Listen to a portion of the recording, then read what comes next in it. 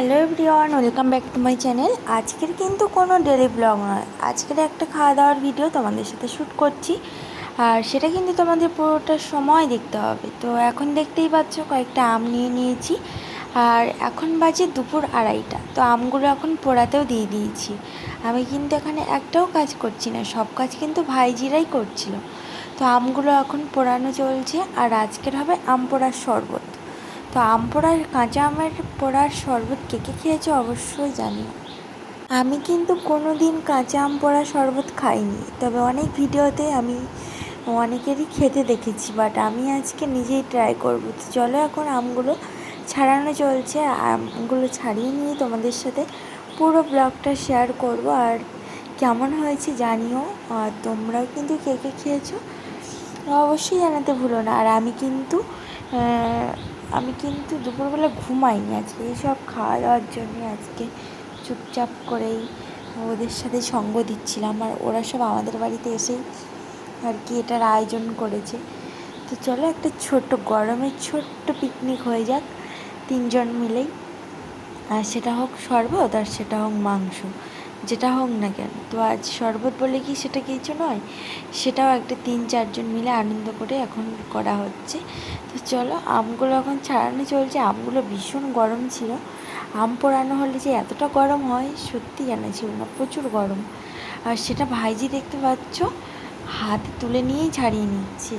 আরেকজন ছোট আছে, ছোট ভাইজি, একজন বড় একজন ছোট। তো ছোটটা তো জলে ডুবিয়ে ডুবিয়েই ছাড়িয়ে ফেলছে, আর ও হাতের উপরেই তুলে নিয়েছে। আর এগুলো পড়ানোর একটাই কারণ, বীভৎস গরম পড়েছে, বীভৎস। আর এই গরমে মনে হয় গাছের পাতাটা কিন্তু সবুজ থেকে হলুদও হয়ে যেতে পারে পুড়ে, এতটাই গরম। তো ওদের ফ্রিজ থেকে ঠান্ডা জল আর বরফ নিয়ে আসবে, নিয়ে এসেই মাত্র এটা খাওয়া হবে। তার আগে এটাকে ভালো করে হাতের সাহায্যে গলিয়ে নেব। আমরা আজ কোনো মিক্সার ইউজ করব না। ওদের বাড়িতে মিক্সার আছে, কিন্তু বললো না মিক্সারে খাবো কেন, সবসময় একটু হাতটা তো রয়েছে। আর কয়েক বছর আগে তো মিক্সার ছিলই না, তখন তো কেউ মিক্সার কিনতোই না, কারণ প্রচুর টাকার দাম ছিল। তো এখন সেটা অ্যাভেলেবেল হয়ে গেছে। তখন তো সবাই শিলনোড়াতেই বেশি ইউজ করতো, তাই না? ওই জন্য আর কি আমরা এখন হাতের সাহায্যে আমগুলোকে ভালো করে মানে কি বলবো, আর আমগুলোর থেকে মাড়গুলো বের করে নেব। তো দেখো, সব দুটো আমের পুরোটাই করে নিয়েছি। আরেকটা আম বলছি ভীষণ শক্ত, মানে এখনও পর্যন্ত সেদ্ধ ভাবটা আসেনি। কিছু কিছু জায়গাটায় সেদ্ধ হয়েছে, কিছু কিছু জায়গাটায় সেদ্ধ হয়নি। ওই জন্য আর কি আমরা এই দুটো আমের ভালোই সেদ্ধ হয়ে গেছে। দুটো আম ভালো করে মিক্সার হবে। এখন ওরা দুজনে মিলে যা করার করছে। তো দেখো, আমাদের আমের কাত বের করা হয়েই গেছে। এবার এর মধ্যে চিনি, লবণ কী কী মিশাবো সেটাও তোমাদের সাথে শেয়ার করব। আম পোড়াটার এত সুন্দর সেন্ট বেরিয়েছিল, গন্ধটা জাস্ট ওয়াও লাগছিল, ভাবছিলাম যে কখন খাবো। তো ও দেখো ভালো করে একদম মিক্সারের মতন মিক্সড করে নিচ্ছে হাতের সাহায্যে। আর এখানেও বাটিতে রয়েছে কিন্তু অনেকটাই চিনি, ছাড়া তো খাওয়াই যাবে না, এত টক, তাই না? আমার মেয়েও কিন্তু বসে রয়েছে এখানে খাবার জন্য। ঘুম থেকে কিন্তু ছুটে ফুটে উঠে গেছে যে আমের শরবত খাবো। পোড়া আম বলে কথা, পাকা আমেরও শরবত হয় কিন্তু এবছর পাকা আমের শরবত এখনও খাইনি। এখানে এখন অ্যাড করে নিচ্ছি লেবু, তারপর নিয়ে নিয়েছি লবণ। এবার লবণ আর লেবুটাকে ভালো করে মিক্সড করে নিয়ে তারপর নিয়ে নিলাম নটরাজ জলজিরা।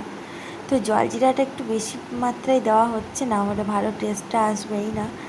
তো চলো, এখন ঝটপট করে একে একে সব জিনিসগুলো অ্যাড করে নিই, তারপর তোমরা দেখবে পুরো ব্লগটা তোমাদের কেমন লাগলো।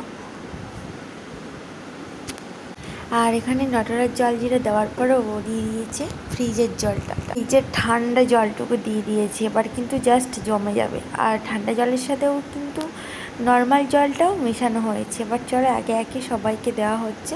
প্রথমে টেস্ট করানো হবে আমার মেয়েকে, তো ওই জন্য আর কি ওরটা দিয়ে দিয়েছি, কারণ আমরা এরপরে লঙ্কার গুঁড়ো অ্যাড করবো, ওই জন্য আর কি ওরটা দিয়ে দিয়েছি। তো লঙ্কার গুঁড়ো আর লবণটাকে মেঝেতে করেই আমরা মিক্স করে নিলাম, নিয়ে গ্লাসটাকে এখন ডেকোরেশন করা হচ্ছে, দেখতেই পাচ্ছ। 3টে কাচের গ্লাস, 3 জনের জন্য। এটা তো আমার মেয়ে মুখই দেবে না, কারণ প্রচণ্ড পরিমাণেই লঙ্কা। তো এখন আমাদের মোটামুটি কাজ কমপ্লিট, এবার ছেঁকে নেব একে একে, কারণ পোড়া পোড়া ভাবগুলো অনেক জায়গাতে রয়েছে, ছাল চামড়া আমের সব কিছুই। তো এরপরেই সবাইকে গ্লাসে একে একে দিয়ে দেবো। আর আমরাও কিন্তু খেতে শুরু করছি, তোমরাও খেতে শুরু করো বাড়িতে। খুবই কম উপকরণে, বাড়িতে থাকা কয়েকটি উপকরণ দিয়েই আমরা আজকে বানিয়ে নিলাম কাঁচা আম পোড়ার শরবত। তো এত সুন্দর সেন্ট ছিল, মানে লেবুরও বলো আর জলজিরার বলো, দারুণ। তো চলো আমাদের রেডি, এবারে পরপর করে গ্লাসগুলো এবার ভর্তি করে নিচ্ছি। আর সব বেছে বেছে নেওয়া হয়ে গেছে কালো পোড়ার অংশগুলো। এবারে আর কি আমরা চিয়ার্স করেই তবে খাওয়া দাওয়াটা শুরু করব। তবে কেমন লাগলো তোমাদের আজকে ব্লগটা অবশ্যই জানিও। তো সবাই অলরেডি খাওয়াই শুরু করে দিয়েছে চিয়ার্স করার আগেই, শর্ট ভিডিওতে এসেই গেছে অলরেডি। কেমন লাগলো জানিও। আর আমরা এখন খেতে থাকি, তো বাই।